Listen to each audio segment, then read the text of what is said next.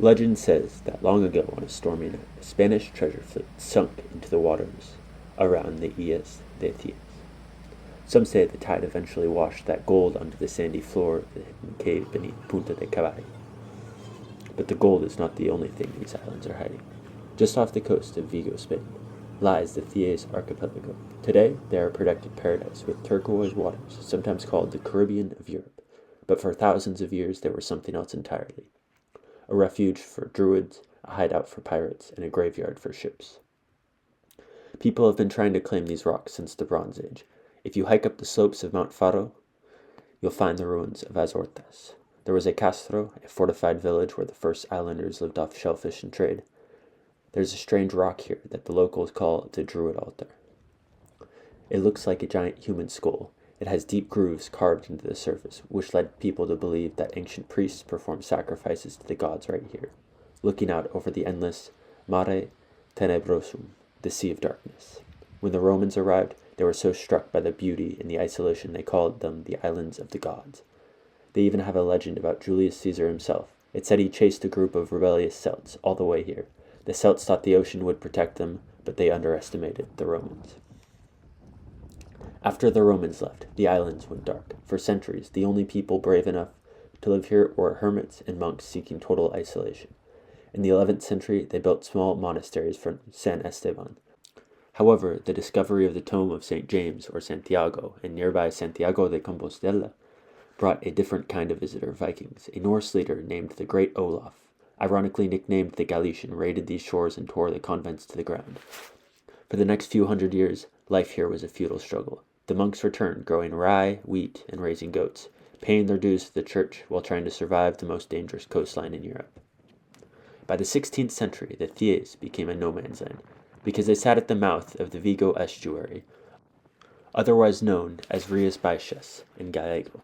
They were the perfect hiding spot for someone who wanted to ambush the Spanish treasure ships. Turks, Tunisians, and English all anchored here, and their most famous visitor, Sir Francis Drake.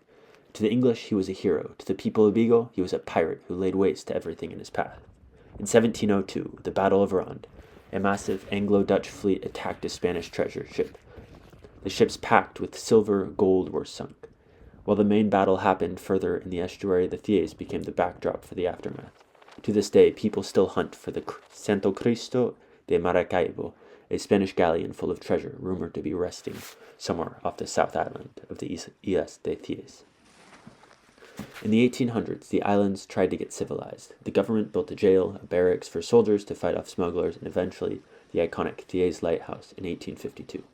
There were 2 salting factories, where they preserved fish and seafood to ship to the mainland. There was even a tavern called La Islenia, run by a man known as El Cocho. He had a domed stone oven and was famous for his empanadas gallegos. The isolated salting factories were outcompeted by the canning factories on the mainland. One by one, the families left, and by the mid-20th century, the islands were empty again. In 1980, the Spanish government finally declared the Cies a national park, protecting it from developers and keeping it wild. Many of the landscapes were destroyed over the 1,000 years of settlers, pirates, and everyone in between. So work was underway to bring native plants back to the islands, to return the landscapes. These islands are now becoming famous for their beautiful views, hikes to many lighthouses with great viewpoints, and most famously, the beautiful Praia de Errores, the beautiful beach that is seen in many of the shots in this video, which was named by The Guardian as the best beach of the world in 2007.